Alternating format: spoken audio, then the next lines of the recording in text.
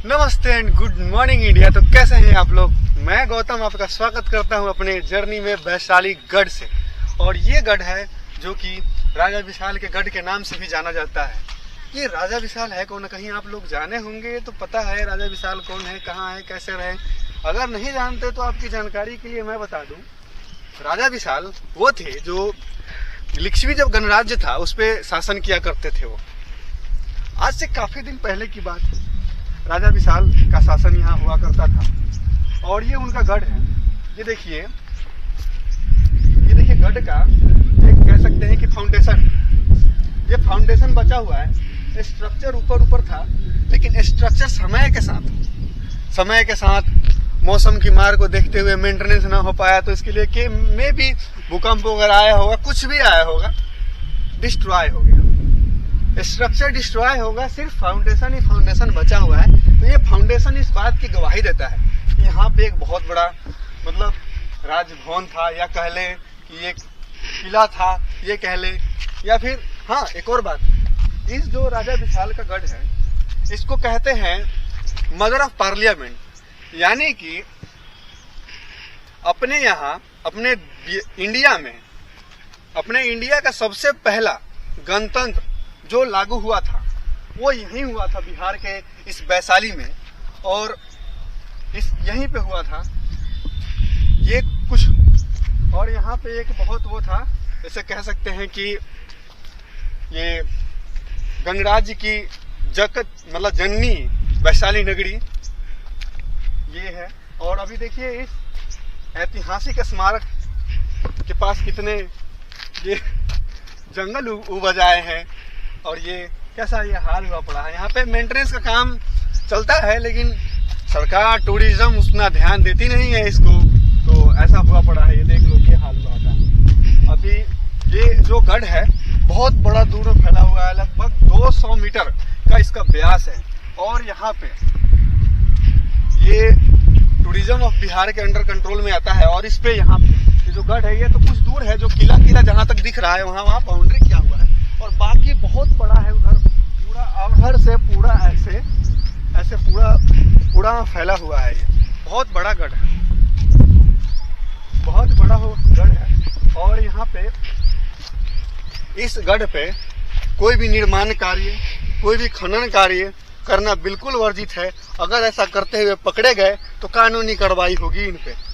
ऐसा यहाँ पे ये बिल्कुल नियम है, सख्त नियम है यहाँ के। और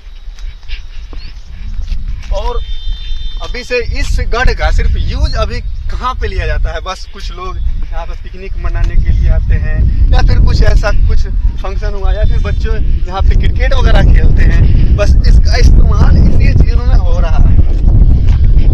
बेसिकली कहा जाए कि इतना हिस्टोरिकल प्लेस है, और इनका इस तरह यूज होना, और इस तरह देखिए मेंटेनेंस न होने की वजह से कष्ट हो जाना अपने आप में एक शर्म की बात है, बिल्कुल असहनीय बात है।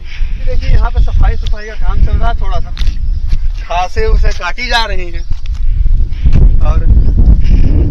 और इनका कब सफाई होगा पता नहीं। तो ये हाल अभी है। और हाल फिलहाल में एक यहाँ पे कुछ दिन पहले खुदाई हो रही थी, थोड़ी से गांव के अंदर की बात है।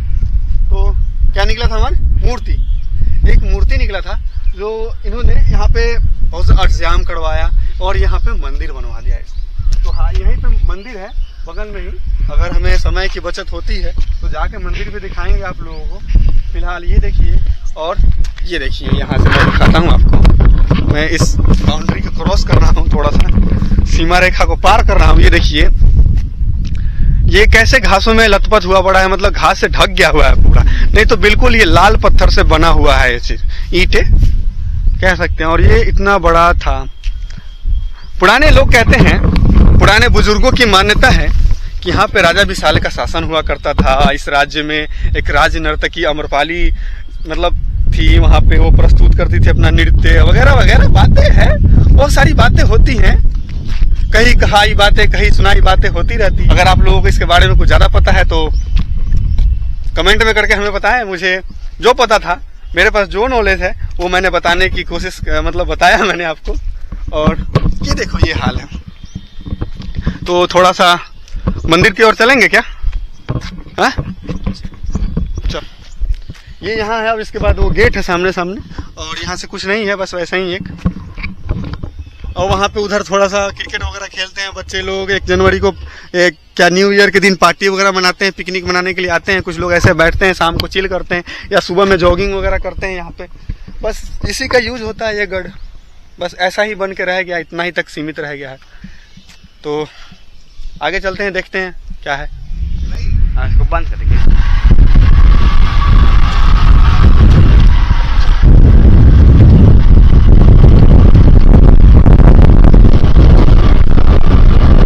वहां से गढ़ से निकल गए, गढ़ से निकल के 2 मिनट के रास्ते हम यही मंदिर के पास आए हुए हैं, जहाँ पे वो जो मूर्ति निकला था, और उस मूर्ति को यहाँ रखा हुआ है। ये एक ऐसा पेड़ है जहाँ पे इस पेड़ को, इस जहाँ गाछी है, ये गाछ है, मतलब एक वृक्ष का मतलब क्या है ना, बड़ का गाछ है, और इसको गाछी बोलते हैं। तो हम देहाती भाषा में हम लोग यहाँ पे एक जानवर रहता है जो पेड़ पर, चमगादड़ कह सकते हैं इसको, चमगादड़ है, उसको हमारे यहाँ बहादुर बोलते हैं। तो हम लोग इसको मतलब देहाती शुरू से सुनते आए हैं, बदुरा गाछी ऐसा कुछ। चलिए दिखाते हैं बदुरा गाछी ऐसा। ऊपर दिखा दे।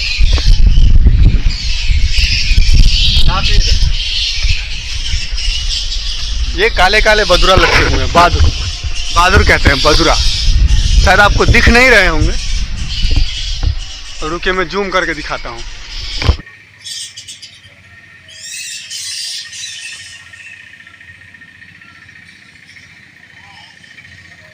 देखिए गाइस, मेरे पास कोई प्रोफेशनल कैमरा है नहीं, तो मैं आपको सही से दिखा पाऊँ। और